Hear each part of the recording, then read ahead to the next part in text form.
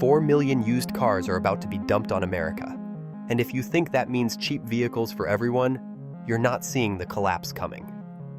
Right now, dealers are drowning in $30 a day interest on unsold inventory, while rental giants and banks quietly flood auctions with repossessions and lease returns at a scale the market has never faced. The average used car payment just hit $733 a month, yet every week, prices are crashing thousands lower and finance losses keep piling up. But why did this tsunami happen now? And who engineered the squeeze that's about to wipe out billions overnight? The answer starts with the manufactured bubble and the shocking power moves that priced you out on purpose. For 3 years, the used car market wasn't just hot, it was on fire. A 2020 Ram 1500 that would have sold for $35,000 before the pandemic suddenly commanded $48,000. A Honda Accord that should have lost value by sitting in your driveway actually became more valuable with every passing month. Even base model Camrys, the definition of boring, were selling for more than they cost brand new. It wasn't just unusual, it was upside down. Cars became investments instead of expenses, and buyers were tripping over themselves to pay thousands above sticker price, just for the privilege of driving home in something with 4 wheels. Ask anyone who tried to buy a car in 2022. Sarah, a nurse in Phoenix, spent months searching for a reliable sedan. Each week, prices jumped higher. That 2022 Honda Accord she had her eye on started at $28,000, then dropped to $24,000, then $21,000, all in 6 weeks. She held out, hoping for $18,000. But what she didn't know was that the same car would be sitting on the lot for $14,000 by March 2026, and the dealer would be practically begging someone, anyone, to take it off their hands. Meanwhile, Mike, a contractor from Ohio, thought he was playing it smart. He paid $64,000 for a Ford F-250 last year, convinced that trucks would only get more expensive. Last week, he drove past his dealership and saw the exact same truck, same trim, same year, listed for $51,000. That's $13,000. Gone. Vanished. And the story is repeating itself everywhere, from suburban driveways to dealer lots stacked with unsold inventory. But the pain isn't just in the sticker price. The average used car payment in America has ballooned to $733 a month. Stop and think about that. $733 every month for a used car. That's not a car payment. In some parts of the country, that's a mortgage. For families already squeezed by rising rents, groceries, and gas, it's a monthly bill that feels impossible to escape. And the kicker? The cars people stretch to buy are now worth thousands less than what they owe. Negative equity is everywhere. Millions of Americans underwater on loans, stuck with vehicles they can't afford to sell or trade. This wasn't a fluke or a natural market cycle. The whole system was engineered to squeeze every last dollar from buyers. Dealers, lenders, and automakers all played their part, feeding the frenzy with easy credit, limited inventory, and relentless price hikes. While the average family got locked into sky-high payments, the big players made off with record profits. And now, as prices collapse and inventory floods the market, it's the everyday buyer left holding the bag. The impossible reality? For most Americans, buying a decent used car became a fantasy. The choice was simple: take on a payment you can't afford or drive something you hope will last another year. And for those who waited, hoping for relief, the crash coming next will make the last 3 years look tame. The market that turned cars into gold is about to turn them into lead. The only question now is who's left standing when the music stops. 3 forces propped up the entire used car bubble, and every one of them was engineered by the biggest players in the business. First, the supply choke. In 2020, new car production in the US cratered to 13.8 million units, the lowest since the Great Recession. Automakers blamed chip shortages. But the real story was a coordinated slowdown. With factories idled and supply lines cut, the number of new cars hitting dealer lots dropped by millions. Less supply meant dealers could jack up prices on whatever inventory they had, turning even the most basic sedans into bidding wars. Second, cheap credit. While the rest of the economy was on life support, the Federal Reserve slashed interest rates to near zero. Suddenly, anyone with a pulse could walk into a dealership and leave with a $40,000 loan at 2% interest, no questions asked. Lenders handed out 7-year loans like Halloween candy, and dealers pushed buyers into payments they couldn't possibly afford. The result? A feeding frenzy. Cars that should have lost value every year started going up instead, fueled by a tidal wave of easy money. Third, the fleet hoarding play.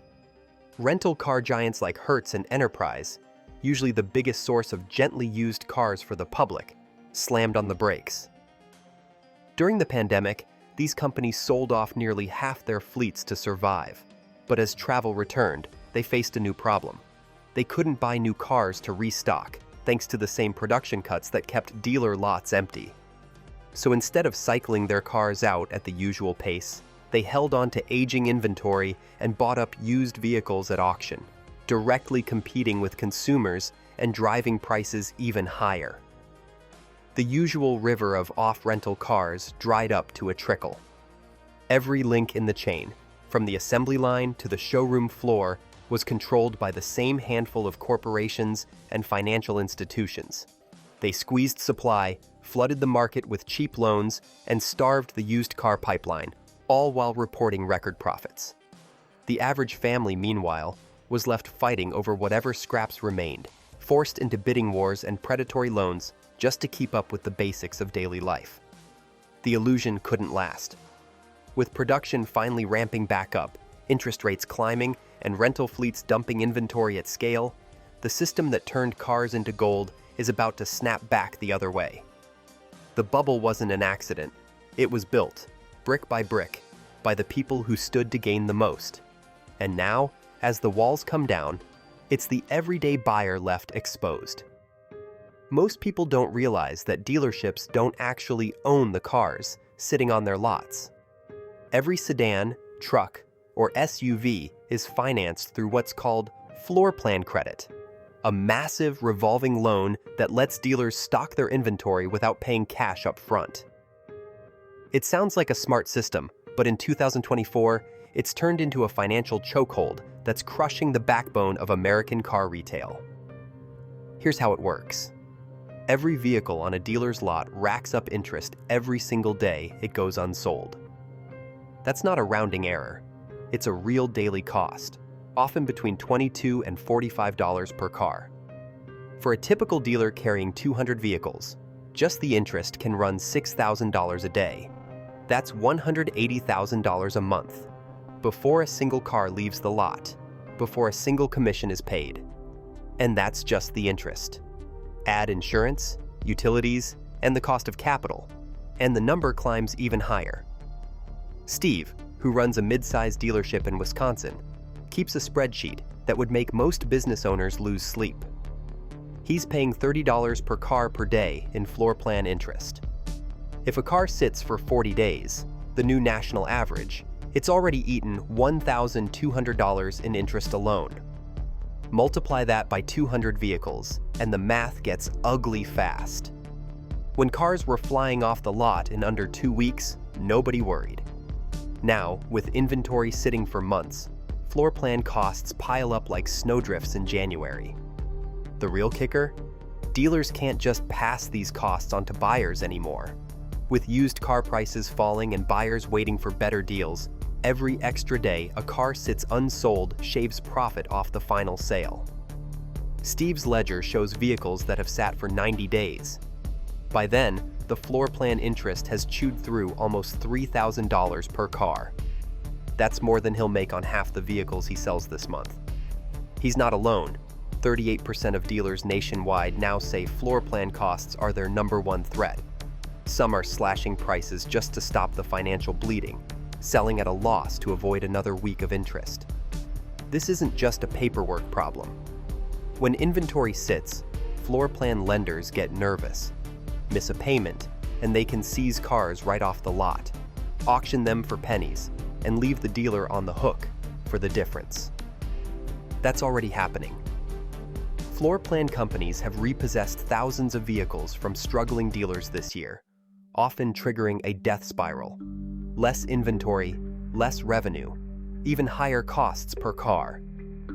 The daily cost of holding inventory has never been higher, and it's turning every dealer's lot into a ticking time bomb. The longer cars sit, the deeper the hole gets. For dealers like Steve, the only way out is to move metal, fast. But with buyers on the sidelines and prices dropping, desperation sales are becoming the new normal. The floor plan system that once fueled the American dream of car ownership is now threatening to wipe out the very people who built it. Steve's dealership in Wisconsin is bleeding cash, $120,000 a month, just in interest, to keep 200 vehicles parked on his lot. That's before paying his staff, before the lights come on, before a single car even moves. Every morning, he opens his spreadsheet and watches the numbers climb. $30 per car, per day, just to keep the bank from pulling the plug. Multiply that by the 40 days it now takes, on average, to sell a used car, and each vehicle racks up $1,200 in interest before anyone even talks about profit. Some have sat for 90 days or more, quietly draining thousands from the business. He's not alone. Across America, hundreds of dealers are facing the same math. The old rules don't work anymore. When cars sold in under 2 weeks, floor plan financing was just another cost of doing business. Now, with buyers waiting for prices to drop and inventory piling up, the interest keeps compounding. By the time a car finally sells, the profit has already evaporated. For many, it means selling at a loss just to stop the bleeding. It's a slow-motion collapse. The National Automobile Dealers Association estimates that 25% of used car dealers could shut their doors within the next year. That's not a blip. It's thousands of businesses, tens of thousands of jobs, and entire communities losing their local dealership. These aren't just numbers on a balance sheet. Every closure means mechanics out of work, families losing health insurance, and main streets losing their anchor tenant. The desperation is palpable. Some dealers are begging national chains like CarMax to buy up their inventory at wholesale, even if it means taking a hit of $2,000 or $3,000 per car. Others are slashing prices to the bone, hoping to move metal before the next floor plan bill comes due. Steve has started offering cash bonuses to anyone who can close a deal, any deal, just to keep the lights on another month. This is how the flood starts. As more dealers go under, their lenders seize the unsold cars and dump them at auction, adding to the growing mountain of inventory. The cycle feeds on itself. More closures mean more cars hitting the market, which means lower prices, which means more dealers pushed to the brink. The backbone of the used car market, the independent dealer, is snapping under the weight of daily interest charges and evaporating demand. In towns across the Midwest, the South, the coasts, you can see the signs: empty lots, shuttered showrooms, inventory liquidation banners flapping in the wind. The people who kept America moving for generations are being squeezed out, one floor plan statement at a time. And with every closure, another wave of vehicles is unleashed into a market that's already drowning in supply. The crash isn't coming. For thousands of dealers like Steve, it's already here. Every day in America, 15,000 cars are seized from their owners. Not per month, per day. That's 1.73 million vehicles repossessed in 2024 alone, the highest number since the fallout from 2009. These aren't just numbers on a spreadsheet. They're families in every state. Nurses, delivery drivers, single parents, handing over keys because the payments have become impossible. The repo truck doesn't care if you're late because of a medical bill or a lost job. It just shows up, hooks your car, and drives off before sunrise. The pain hits hardest for those already struggling. Subprime borrowers, people with lower credit scores, are now defaulting at a record rate. In January, 6.6% of subprime auto loans were at least 60 days overdue, the highest level ever tracked. That means tens of thousands of Americans each week are waking up to find their only way to work, to school, to the grocery store, gone overnight. The average negative equity for a repossessed car is over $6,700, and after the auction, most still owe $11,000 or more on a car they no longer own. For many, it's not just a vehicle lost. It's a job, a lifeline, a sense of stability. The repo wave isn't just a symptom, it's a force that's flooding the market with unwanted inventory. Every car yanked from a driveway or apartment complex gets dumped at auction, where it lines up next to hundreds of others, all looking for a new home. But with so many cars arriving at once, prices get hammered. Auction lots are overflowing, and dealers are forced to bid lower and lower, knowing that every day unsold means another hit from floor plan interest. For the average American, the dream of keeping up with payments has turned into a nightmare of falling behind, losing their car, and watching their credit tank for years. This isn't just a story about numbers. It's about the families who thought they could stretch just a little further, who believed the promises of easy credit and rising values. Now, those promises have turned into a tidal wave of repossessions, sweeping across the country and leaving a trail of broken budgets and empty driveways. And with each car that hits the auction block, the price floor drops a little lower for everyone else still trying to hang on. A second tidal wave is building, one that almost no used car shopper sees coming. It starts with a single line in the Inflation Reduction Act, buried deep in the 2022 legislation. Leased electric vehicles count as commercial sales. That technicality, known as the leasing loophole, turned the electric vehicle market upside down. Suddenly, banks and automakers could claim a $7,500 federal tax credit for every electric vehicle lease, then pass most of that savings to drivers as lower monthly payments. The effect? Electric vehicle lease rates exploded. In 2022, only about 15% of new electric vehicles left the lot as leases. By March 2025, that number hit 67%. That's not a blip, that's a stampede. Nearly 1 million electric vehicles were leased from the start of 2022 through early 2025, all with artificially cheap payments, all set to return in a narrow window. Here's the catch: leases end. And when they do, those cars don't just disappear, they come back, all at once, flooding the used market. Recurrent Auto Project's 123,000 leased electric vehicles will return in 2025. But in 2026, that jumps to 329,000. By 2027, it's 650,000. That's over 1 million used electric vehicles dumped on the market in just 3 years. For context, in 2026 alone, electric vehicles will make up 5.3% of all lease returns, up from just 1.6% today. These aren't just numbers. They're vehicles dealers have to move, finance, and park somewhere, even as buyers hesitate. It gets messier. Most of these cars were leased at inflated sticker prices, often with little money down. But electric vehicles don't hold value like traditional cars. Thanks to rapid tech advances, price cuts from Tesla, and battery anxiety, used electric vehicles are already selling for 20 to 30% less than their original manufacturer's suggested retail price. That means a $50,000 electric SUV leased in 2023 could hit the used market at $35,000 or less, sometimes far less. Dealers can't count on buyers to snap them up, especially when new electric vehicles with bigger batteries and faster charging show up every few months. The result?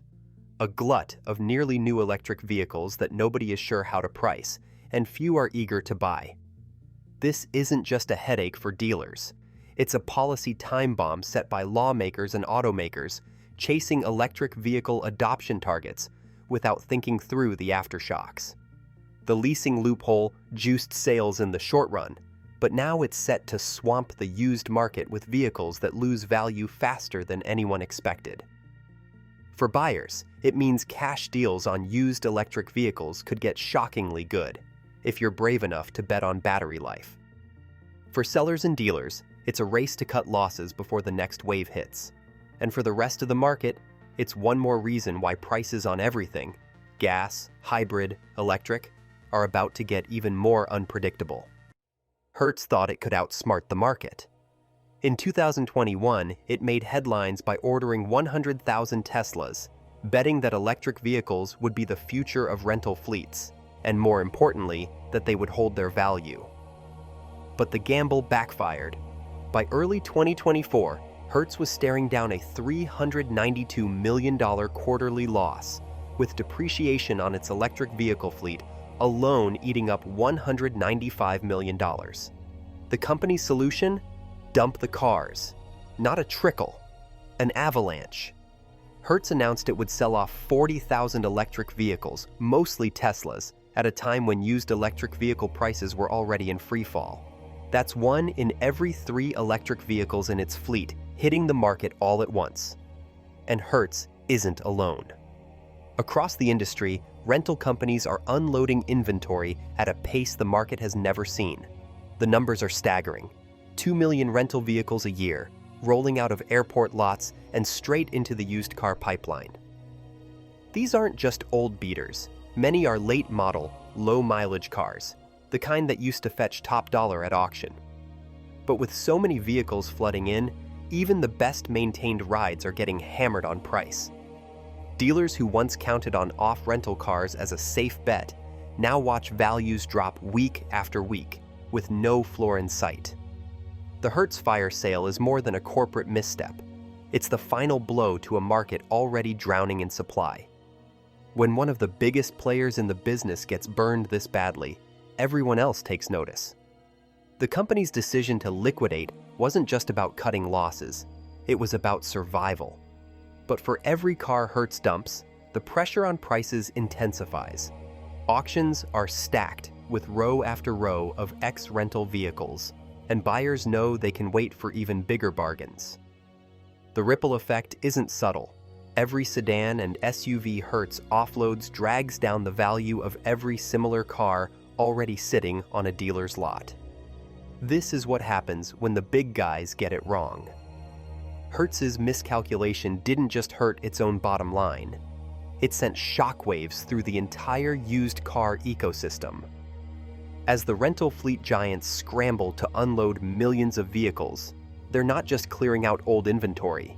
They're rewriting the rules of the market, forcing prices lower, faster, and for longer than anyone thought possible. For buyers, it's a rare chance to pick up a nearly new car at a steep discount. For everyone else, dealers, lenders, and anyone who bought at the top, it's a brutal reminder that when the giants stumble, the whole market pays the price. Mike's story isn't unique. It's the new normal for anyone who bought at the top. That Ford F-250 he paid $64,000 for, it's now worth $53,000 on a good day, and falling faster than the odometer can keep up. Ford's own depreciation data shows these trucks losing 17% of their value in just 2 years. That's nearly $11,000 gone, and for Mike, it vanished the moment he signed the loan papers. He's not alone. Nearly 4 in 10 Americans with a car loan are now underwater, meaning they owe more than their car is worth. According to Experian, that's 39% of all borrowers, millions of people trapped in negative equity, stuck making payments on assets that bleed value every month. It's a wealth transfer hiding in plain sight. During the pandemic, the big players, dealers, automakers, lenders, engineered a market where prices only went up. Now, as the market collapses, it's regular people like Mike who are left holding the bag. He can't sell, can't refinance, and can't trade in without writing a check for thousands just to walk away. For every month he waits, his truck's value drops by another $500 to $1,000. By March 2026, that same F-250 could be worth $45,000 or less, leaving him $15,000 underwater before he's even halfway through his loan. This isn't just a story about trucks or sedans. It's happening across the board. A 2023 Honda Accord loses 37% of its value in 5 years, leaving owners with a car worth less than $24,000 on a loan that started at $38,000. The math doesn't work, and for millions, the only options are to keep paying, take a loss, or let the bank come take the keys. The timing couldn't be worse. With 4 million used vehicles about to flood the market, thanks to lease returns, repossessions, and rental fleet liquidations, the bottom isn't even close. Anyone who bought in the last 2 years is staring down a perfect storm: falling values, rising payments, and no way out. For the big guys, the pain is just a write-off. For Mike, and for millions like him, it's real money: lost savings, busted budgets, and years of financial setback. The wealth that changed hands during the boom isn't coming back, and as the market keeps falling, the window to escape with any equity left is slamming shut. This is what a wealth transfer looks like when the music stops. The profits stay at the top, and the losses trickle down to everyone else. In towns where the local dealership was as familiar as the grocery store, the lights are going out for good. 25% of used car dealers, thousands of businesses, are expected to disappear within the year. That's not just a statistic. It means entire communities losing their only place to buy, sell, or service a car. For Sarah in Phoenix, the next time she needs a reliable sedan, her options may be a 2-hour drive away. For families in rural America, it's even worse. No dealer means no trade-ins, no financing, no quick repairs, just empty lots and shuttered showrooms. As the backbone of the used car market snaps, a new reality takes shape. The collapse isn't just about falling prices or underwater loans anymore. It's about access: who gets to move and who gets left behind. Transportation deserts are spreading, especially in small towns and low-income neighborhoods. For millions, losing a car isn't just an inconvenience. It's a threat to their job, their school, their health. Without a local dealer, even basic maintenance turns into a logistical nightmare. And when the nearest available car is 50 miles away, the cost of mobility goes up for everyone. Credit is tightening too. Banks and lenders, burned by a tidal wave of defaults, are pulling back. Subprime auto loans, the last lifeline for buyers with less than perfect credit, are drying up fast. In 2024, 6.6% of subprime borrowers were already more than 60 days late on payments, the highest rate ever recorded. Now, lenders are raising rates, slashing approval rates, and demanding bigger down payments. For Sarah and anyone like her, that means fewer approvals, higher monthly bills, and a shrinking pool of cars to choose from. Cash buyers will have their pick of the bargains, but anyone relying on a loan could be locked out entirely. The old system, where anyone with a job could walk onto a lot and drive away with a car, has been replaced by something harsher. Dealers are closing, lenders are getting stingier, and the cars themselves are stacking up at auction, waiting for buyers who may never show. The fallout hits the most vulnerable hardest: working families, single parents, anyone living paycheck to paycheck. For them, the used car market isn't just dying, it's already dead. This is the new normal. The days of easy credit, endless inventory, and a dealer on every corner are over. What comes next is a market where access to transportation is no longer guaranteed, and where the ability to get to work, to school, or even the grocery store depends on factors far beyond your control. For Sarah, for Mike, and for millions of others, the choices are stark: adapt, pay cash, or get left behind.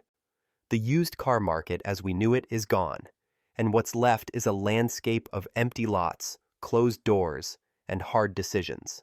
At the peak of this crisis, over 4 million used vehicles, including 1.73 million repossessions, nearly 330,000 lease returns, and 2 million rental fleet units, are flooding the American market in a single year. The evidence is clear.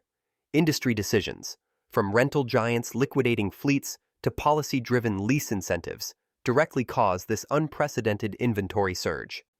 The result is a 17% value drop for trucks like the Ford F-250 and a record 39% of car owners owing more than their cars are worth. Yet some questions remain. Will lenders further restrict credit access? How many dealerships will survive the fallout? As of now, 25% of dealers are at risk of closure, and the average used car payment sits at $733 per month.